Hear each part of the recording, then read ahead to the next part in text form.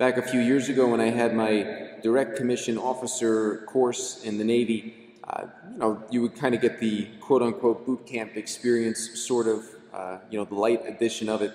And one of the things that they did was they kind of repeated these little lines. They called them, I think, ditties, and you repeated these lines, kind of call and response sort of thing. And one of them was, "Be who you want to see.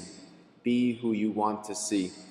And namely, I guess, trying to drive home the point that as an officer, as a leader, it's somebody who is called to inspire others to be a person of good character. And I think about that today with the feast day we celebrate with St. Ephrem, this saint who was a deacon. He became a doctor of the church. He lived in the 4th century. He was from Syria. He was someone who was known for writing his commentaries, hymns, and many of his hymns are still in use today in the Syrian rites. And St. Ephrem was this deeply sensitive and prayerful man. It's said that he almost wept constantly. And interestingly enough, when he lived in the city of Edessa in Mesopotamia, there was a great famine. And he was so respected, his faith and his character must have been so sincere and genuine.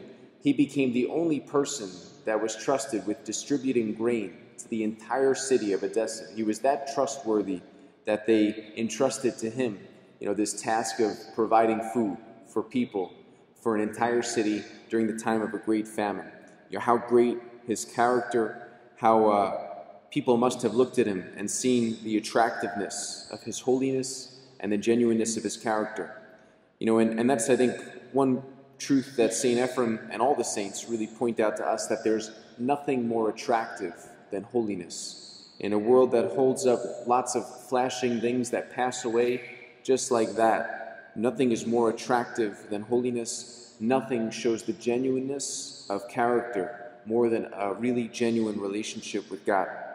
So we pray for that grace today through the intercession of St. Ephrem, that we too can be who we want to see, and that we too can be saints.